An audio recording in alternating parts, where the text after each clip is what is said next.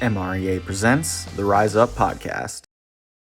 We'd like to take a moment to thank our sponsor, Victron Energy. Victron Energy is the professional choice for independent electric power. You can learn more and experience Victron at victronenergy.com or meet members of their team at Industry Demo Day on Friday, June 21st on the MREA Fairgrounds.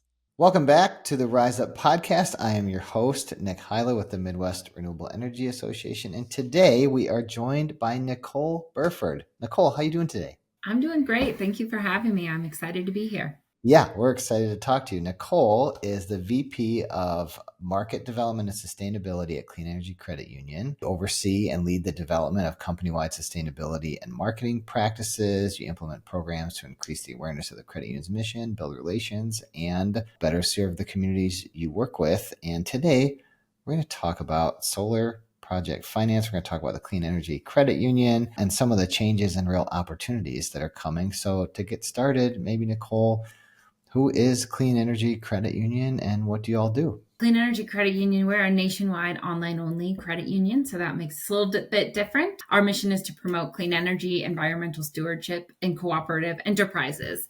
And so we envision a world where everyone can participate in the clean energy movement. And that is the gist of what we do. We offer affordable financing for people who are looking to make energy upgrades in their home, people who want to install geothermal or solar, people who are looking to buy an electric vehicle or an electric bike. And then on the flip side, we also offer a full suite of banking services, checking accounts, savings accounts, and all the money that is taken in and all of our deposits go to support other members funding those projects that I just mentioned. Yeah, we have been really interested to watch the credit union, the Clean Energy Credit Union develop. And I guess some of the history there, really, it was like Amicus Co-op, which is a whole network of small businesses serving solar customers, came up with this idea. Could we band together as a co-op and help stand up lending? So I'm going to talk about some of the formation of Clean Energy Credit Union, how you came about. Absolutely. I'd love to. So just like what you said, many of our founders were involved in the solar industry and they really saw that there was a gap in the marketplace. It was really hard to find affordable financing. And on top of that, some of the financing that was available required people to put a lien against their home and different things like that. So it was more risky than what a lot of people were interested in to make this transition. And so we saw the opportunity to create affordable financing, and the co-op model just seemed really natural, member owned, looking out for the member. And so that's why our organizers decided to create a credit union. And so we started out with really the primary goal to make solar affordable, but really expanding that into clean energy in general. And that's why we're doing geothermal, the electric vehicles. And then on top of that, energy efficiency upgrades are so important to people, and making that more affordable, educating people on what's available to them, how they can finance these opportunities. And so that we got our charter in 2017. We made our first loans in 2018. And since then, we have been growing rapidly to over 12,000 loans and over $265 million in clean energy and energy saving projects finance. So it has been a great ride, and we are so excited to continue to help more people afford clean energy and energy saving. Yeah, the power of a good idea, right? And here you find yourself just a few short years later. It probably feels like a decade for you. So much is going on. Yes, yeah, I know. When I think about the number of years and how far we come, it's pretty great. Yeah, that's amazing. So your credit union, of course, there's, like you said, there's this cooperative value proposition there. And you've kind of talked about it, but what you look at all the community banks and credit unions out there, of course, they're really important, but what makes you unique? Yeah, so we have a few different things that make us unique. Some of the ones that I mentioned is that we are nationwide. A lot of credit unions will service a geographic area, and we can help people across the whole United States with their clean energy projects. So that's one thing that makes us unique. And our field of membership is mission-aligned organizations like MREA is one of our field of membership, meaning that anybody who belongs to these 23 different mission-aligned organizations is eligible to join Clean Energy Credit Union and utilize our great rates, low fees, our banking services, anything like that. And then on the other side, it's the fact that we solely lend for clean energy and energy efficiency. So if you're looking to get a mortgage, if you're looking to just remodel your home, like countertops and stuff, we're not going to be able to help you with that because that is not our specialty. We're very, very focused on our mission and what we can do to help people make these upgrades. And then the fact that all of the investments, everything that you put into Clean Energy Credit Union is going to go right back into clean energy. So you know where your dollars are going. We actually have a carbon offset calculator on our website where you can go in and put, I want to put $500 in my checking account. What impact is that going to have? And we've done some studies that can tell you, based on our loan portfolio, the types of loans that we're making and the offset from the EVs, the different solar systems, here's what your dollars can do with us. So I would guess that most institutions are probably not tracking carbon offset, but that is one of our metrics. It's one of our objectives that we track each year so that we understand the impact that we're having on the environment. Yeah, I guess in the spirit of transparency, I should say two things. One, I'm a big fan of Clean Energy Credit Union, as you're probably aware. And as you mentioned, you have these partnering like-minded mission-based organizations around the country. We're one of them. We're a membership association. So when somebody becomes a member of the MREA, they have access to your membership and to your products too. So we greatly appreciate the relationship. We see kind of like not only the innovation that you brought, but just the value that you bring to consumers. And so, you said that you started in 2017. How has kind of lending, how have you changed since then? We have changed quite a bit since then. And really a lot of it is the industry. If you think about where especially solar clean energy was back in 2017 compared to where we are now, a lot of things have changed. And one of the big things I would say is incentives. There's a lot more state programs, local programs. Our first few years, most of the solar programs that the federal tax credit would end at the end of the year. And so that really impacted the way that we were doing business. Everybody was rushing in at the end of the year. I need to get this project done before next year, before the tax credit changes. And with the IRA coming into place, the Inflation Reduction Act in 2022, that really changed. 10 years now people have. And so people are much more likely to plan this out. They're better able to see, what are the upgrades that I want to make. So we don't have this rush for it that we used to have, which we really, really appreciate because that is hard for any business to manage. So that's been great. There's also a lot of other resources. And so one thing that we do is we partner with Inclusive to offer green lending and solar lending programs. And so when we started doing this back in 2017, there was not really a roadmap. We've had to work really closely with our regulators to make them understand clean energy financing, risk where it isn't risky, different things like that, and kind of create the blueprint for this. And now we're able to work with organizations that can do training because we really want to make it a competitive space. We cannot and don't want to be the only lender here. And, we're not, there are other lenders in the market, but we really want it to be competitive. And so we're working really hard to train other lenders and increase the access that most people have. And that said, there is other lenders in the market now, and we appreciate that. We want rates to stay competitive. We want people to be out there shopping around, looking at different rates, just like a mortgage, and not feeling like I only have these few options that I can do because that, access is a huge part of being successful. And then, some other things that I'd like to note are just the way that the solar industry has changed.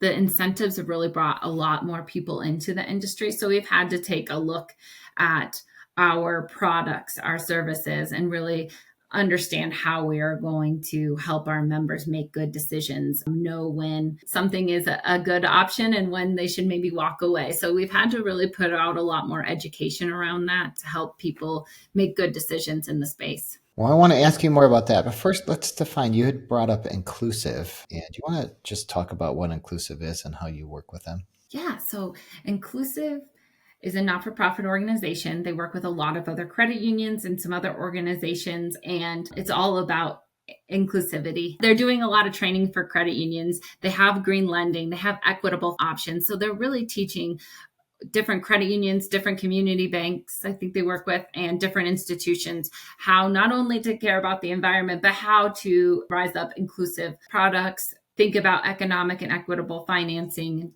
and things along that line. But they do a lot for us. We work really closely with them.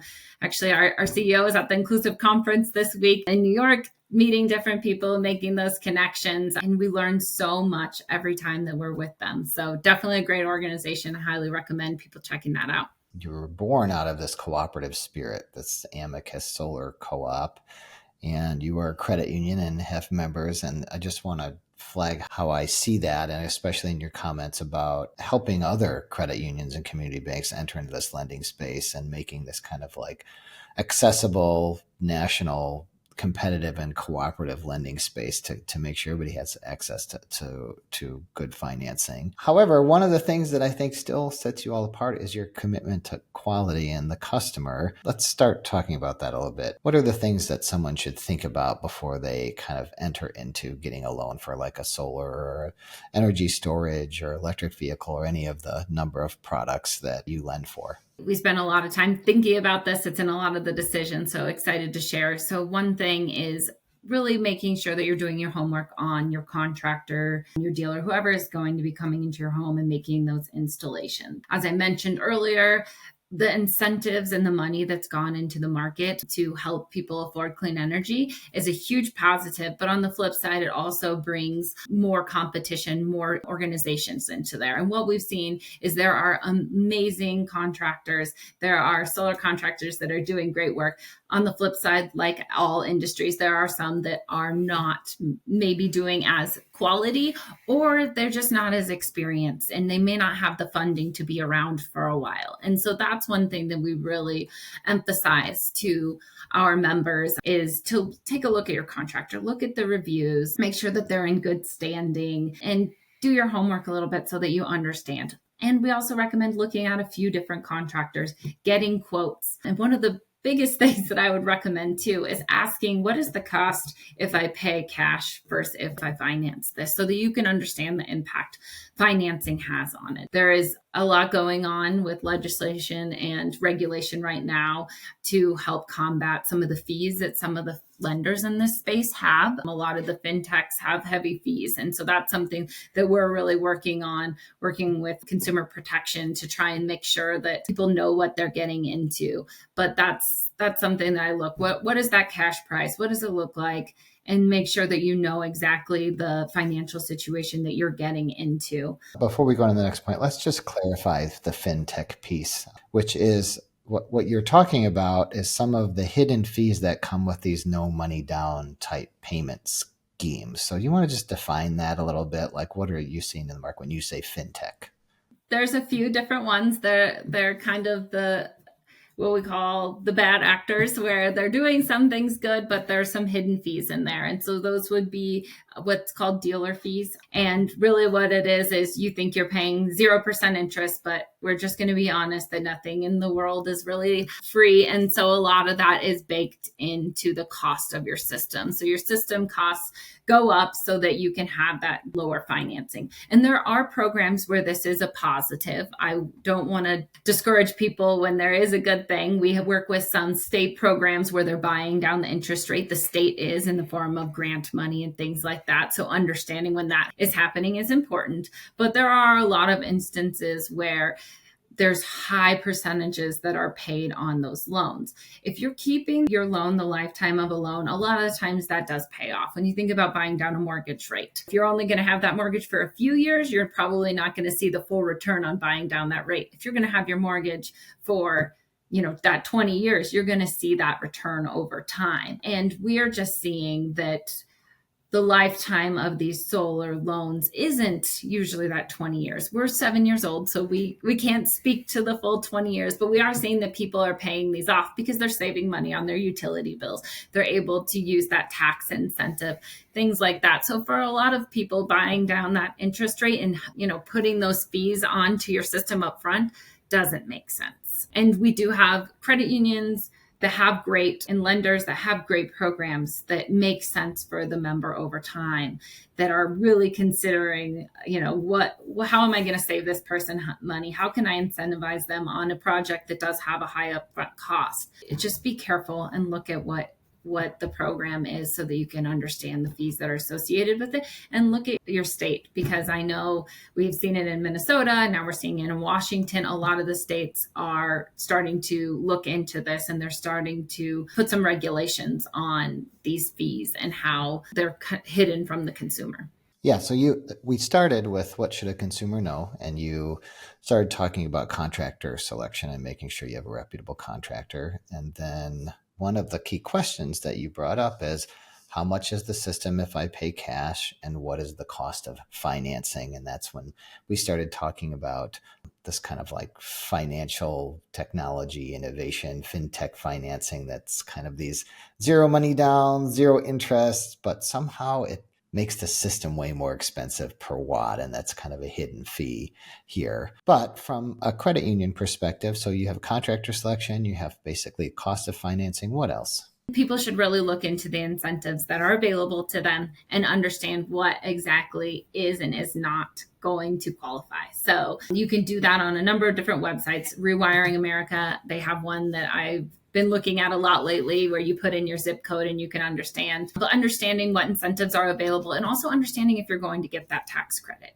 It is a credit. It is not a rebate. And I think that's one thing that we see people confused about quite a bit is, and it has a lot to do with the 0%, all these different promises. Somebody might show up at your door and they might say, hey, with the tax credit, here's going to be your monthly payment. Not everyone qualifies for that tax credit. If you don't have enough tax liability, if you're retired, if you're of lower income, you may not get that credit. And so you're counting on a payment that has that 30% taken out, where you may or may not see that 30%. So we have a few different loans that take that into consideration. And I just think it's very important that people understand when they're walking into it, what incentives can I actually qualify for and what can't I? And that is really something that should be a conversation between you and your tax professional, to really, because they're the ones who understand your tax liability, what's going on in your home. And so we'd highly recommend that people have those conversations up front. Yeah, absolutely. And, I think that like after the passage of the Inflation Reduction Act, one of the great things is that it locked in a lot of the tax credits and incentives for this 10-year horizon, which is great for the industry, good for planning, good for consumers, but it also extended it to new products and services. There's state rebate programs, there's income qualification. And so I really appreciate that perspective from you, for people to really understand what they qualify for, so it doesn't look like a better deal than it actually is. I know that you have a pretty strong relationship with contractors and you work pretty closely with customers. How do you kind of handle a loan to make sure that it's going to work out for a customer? One is we're working closely with our contractors, like we said, so we kind of understand what they're going to the members with and making sure that it fits the requirements that we have.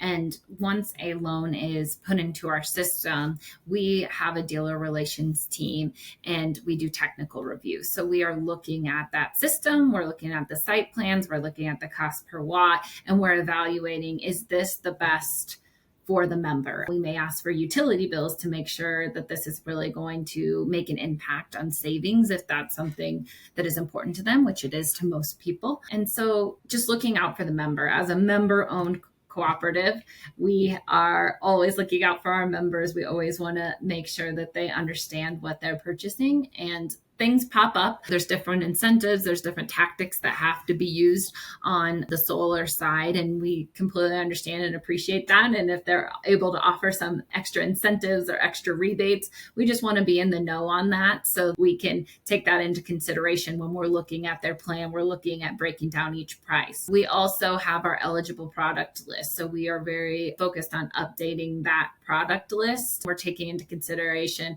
what's new in the industry, Energy Star ratings, different considerations, so that when someone is looking for the most energy efficient options, we understand what those are and we can go back and question them if we're not seeing that the energy efficient upgrades they are investing in may not be the most efficient for their home. That's quite a service that you're all providing. It's a lot of work for each loan to be qualifying the contractors and doing the review and working for your members. But what a service to your members that you're doing that, and of course a service to the financial health of of the cooperative, of the credit union. And now we kind of talked about this a little bit, but not only has the Inflation Reduction Act really extended the tax credit to new products, so electricity upgrades and cold climate heat pumps and electric vehicles and energy, even standalone energy storage, this whole suite of energy efficiency. But it's also really been targeting low to moderate income households with a lot of this benefit. And you, as a credit union, were the first, if not one of the first in the country to really have a product that was, it's called the Clean Energy for All loan program that was really targeting low income and disadvantaged communities. Before we kind of get into the broader impact of some of the federal funding that's coming in, what was this loan? What inspired it? And how's it been going? Clean Energy Credit Union is a low-income designated credit union by the NCUA, which means more than half of 50% of our membership falls into the low to moderate income based on their income versus Fannie Mae and their median income area. And so that happened pretty naturally just because the fact that we're offering affordable financing, and most people who have higher means are probably paying cash a lot of times for this, but we're offering that financing, and that's part of our mission. We want a world where everyone can be a part of the clean energy movement. And so we recognize that clean energy has high upfront costs. And so a lot of the times it is seen as a luxury, and we really want to change that. We want to make it available for more people. And so that's what inspired the Clean Energy for All program. We see the statistics. We know that people of low to moderate means are less likely to be able to afford solar on their home, may have drafty homes, suffer from a higher state of energy insecurity. And so we're working just ourselves to change that, but like you mentioned, to expand that with different funding that we can get. But right now, the Clean Energy for All program, which launched, it was around May of 2023, and then really has amplified in the last few months, is focused on helping those who qualify as low income based on their income, which they can calculate right on our website, or that self-identify as BIPOC. So if they are either of those, we're offering a 50% basis point discount on their loan. And then that can be further amplified with higher discounts depending on their credit score. So we recognize that people can get into situations where they are credit challenged, especially when you're in of lower means and you're in a position where you have to choose between trade-offs and medical bills and different things like that. So that discount can be considerably higher, plus upwards of 1% if they are experiencing some credit challenges. So individuals who have a 680 or lower credit score can qualify still for the higher rates of people with higher credit scores. And we're taking more things into consideration. So rather than just looking at credit score, we really try to dive into what's going on. How can we show that you can pay this back? So different things like, you've been paying your rent, you've been making payments on this. And that's one thing I think that's a little bit unique, is really trying to dive in there. And if we can say yes, if we can find a way to make this loan work, we're going to make that loan work. So the program has been in place, like I mentioned, for a little over a year. We've done over $1 million in loans, and we kind of called the first, I would say about 9 months, a soft launch. It was on our application, but we were still ramping up, still getting our processes down. And so in the last 3 months, we've really been trying to amplify that. And we're seeing more and more individuals being able to take advantage of this discount. And it's just the beginning for us. We wanted to get a program off the ground that would start the ball moving. We worked with great impact investors, great foundations to get this off the ground. But now we know that there's more that we can do. So we're really looking at what does this program look like in the future? How can we amplify that, not only ourselves, but with the greenhouse gas reduction funds that are coming out? So working with a number of different organizations, including Inclusive, Climate United, to pull these funds in and figure out how we can amplify our program, how we can help more individuals of low to moderate income afford clean energy and energy savings in their homes. It doesn't have to be a solar system. It can be small things like fixing drafty windows, fixing the insulation in their home, making sure that they don't have to choose between their energy bill and food or something like that. How can we lower these costs? Because it is getting high and they just keep rising every month. Yeah, it's inspiring. Part of the clean energy credit union story, it seems like, is you're pushing the envelope. You were one of the first in the nation to really be focused on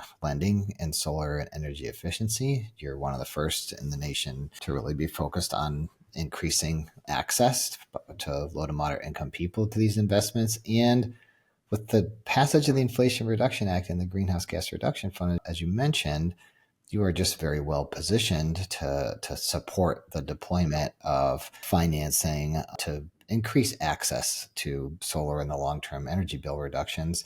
What are some of the impacts do you think the Greenhouse Gas Reduction Fund will have? How will it change the game for a low to moderate income household? Yeah, absolutely. Well, when we think about the amount of money that's going to be put into this and the way that the money is going to be dispersed, there's $28 billion. It's such a big number. It's hard to even imagine, but $28 billion. And it's going to be trickling down. So it's going to different organizations that can facilitate getting that money dispersed. But then it's actually going to be, or at least the plan is for it to be in these different communities. So rather than like a federal tax credit or something that feels really distant because it's just on your taxes, there isn't an organization with it.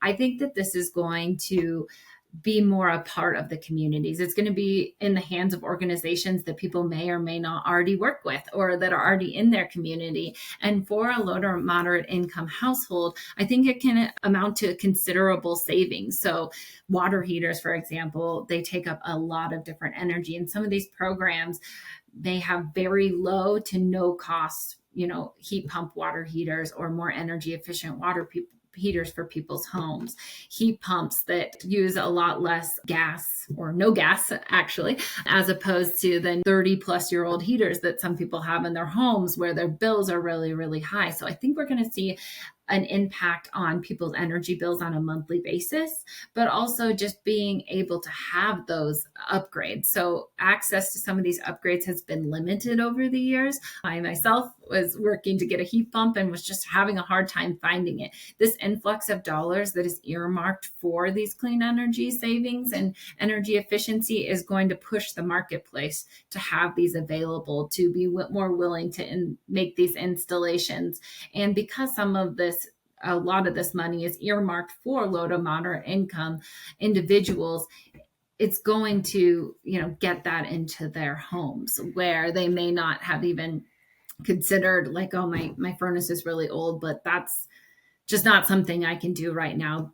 This could really be a game changer for, I can do this for little to no cost. And then on top of that, now my bills in the winter used to be $350. Now maybe they're $100. And my home is more efficient. I'm more comfortable. It could potentially keep people in their homes that are considering my bills are really overwhelming. I don't know if I can stay. So we don't know exactly the impact that we'll have, but as we're having these discussions, as we're seeing how this money could be laid out and the amount of granting that can be done, we have really positive thoughts on how it could make an impact on people's monthly bills and the efficiency of their home, reducing their carbon footprint, which we know increases health and decreases pollution, and it helps with a lot of other things. So I see a lot of positive things coming out of it. Yeah, and to make that all a reality, we need people like you and the Clean Energy Credit Union that are used to doing this stuff, understand how it works, understand how it reduces the bill, understand how people think about it, the quality of the installation that's needed, how contractors think about it, the role of financing, the barriers. So we're really excited for this to come and really excited for you all to be a part of this. Nicole, this has been great. Is there anything else you'd like to share? I just have one more thing that I'd like to share. We have such an emphasis of always talking about clean energy and our lending and everything, which is wonderful. But I also want to urge people to think about where you're banking as well, whether it's with Clean Energy Credit Union or one of the other amazing climate-friendly banks. But every dollar that you're putting into your account is being invested by your bank. And a lot of the larger banks are heavily investing in fossil fuels. And we have the power as consumers, as individuals, to make an impact, to make sure that we know where our money is going. So there's really great organizations, Bank.Green, Green America, Stop the Money line where you can go and you can research your bank and know where it's going. And I know it sounds daunting to change your checking account and all of that, and I completely understand, but maybe consider your emergency fund or some of the money that you have in a savings account and knowing what exactly is going on with it, because us as individuals can speak with our dollars and make an impact and hopefully get some of these bigger banks to start divesting and start investing in a renewable future. Thanks. That's wonderful. A good way to end. Thank you so much, Nicole, and good luck out there. Thank you. I appreciate that. You too. And now, a moment to thank our kilowatt sponsor, Northwind Solar. Northwind Solar is Central Wisconsin's premier solar installer, providing high-performance solar power and battery storage systems for home and businesses. They are a worker-owned cooperative with over 100 years of collective experience in renewable energy. Learn more at northwindre.com or visit them at their booth at the 2024 Energy Fair. The Rise Up Podcast, Season 5, Episode 5, Financing Home Electrification Projects. Special thanks to our guest, Nicole Burford, hosted by Nick Hylla and produced by Kyle Galloway. Made possible with support from the Sally Mead Hands Foundation.